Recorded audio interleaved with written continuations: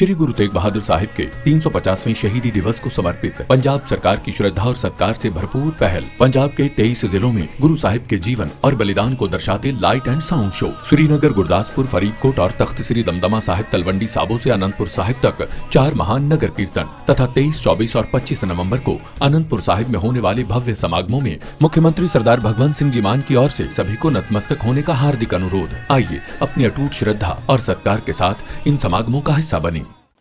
संविधान दिवस के मौके पर संसद भवन के सेंट्रल हॉल में खास कार्यक्रम का आयोजन किया गया। इस कार्यक्रम में सियासी दलों के अलग अलग नेता एक साथ नजर आए।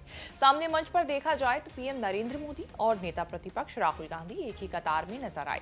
मंच पर एक तरफ जहां सत्ता पक्ष के नेता बैठे थे तो वहीं स्पीकर के दूसरी तरफ विपक्ष के नेता बैठे थे। मंच पर राहुल गांधी स्पीकर के बगल में कांग्रेस अध्यक्ष मल्लिकार्जुन खड़गे के साथ बैठे थे। राहुल सफेद कुर्ते और पायजामे में संसद पहुंचे हुए थे। इस कार्यक्रम में स्पीकर के अलावा राष्ट्रपति द्रौपदी मुर्मू और उपराष्ट्रपति सीपी राधाकृष्णन का भाषण हुआ। इस कार्यक्रम से पहले संविधान दिवस के मौके पर राहुल गांधी ने सोशल मीडिया प्लेटफॉर्म एक्स पर एक बड़ा पोस्ट लिखा। राहुल ने लिखा, भारत का संविधान सिर्फ एक किताब नहीं, ये देश के हर नागरिक से किया गया एक पवित्र वादा है। वादा कि चाहे कोई किसी भी धर्म या जाति का हो, किसी भी क्षेत्र से आता हो, कोई भी भाषा बोलता हो, गरीब हो या अमीर हो, उसे समानता, सम्मान और न्याय मिलेगा। संविधान गरीबी और वंचितों का सुरक्षा कवच है, उनकी शक्ति है और हर एक नागरिक की आवाज है। जब तक संविधान सुरक्षित है, हर भारतीय के अधिकार सुरक्षित हैं। आइए हम प्रण लें कि हम संविधान पर किसी भी तरह का आक्रमण नहीं होने देंगे।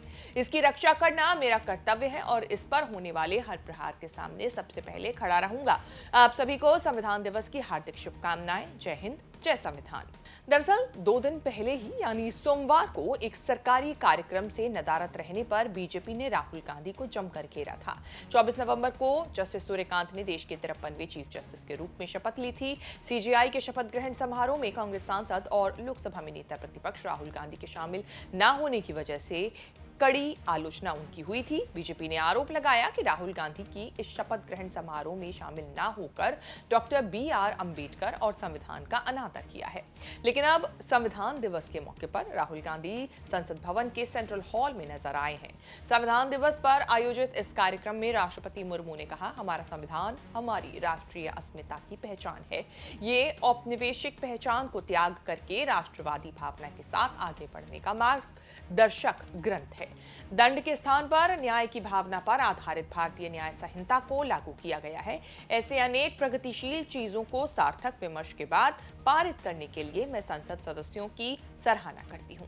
संविधान दिवस के मौके पर केंद्रीय मंत्री किरण रिजिजू ने संसद से बाहर आकर ममता बनर्जी और राहुल गांधी को लेकर पूछे गए पत्रकारों के सवालों को कुछ इस तरह से जवाब दिया। पर सर, संविधान की बात हो रही है, पर ममता बनर्जी कह रही है कि वो बीजेपी को देख लेंगी। जिस तरीके से SIR की बातचीत चल रही है, क्या संविधान का जो संविधान को नहीं मानते हैं वही ऐसे बातें करेंगे।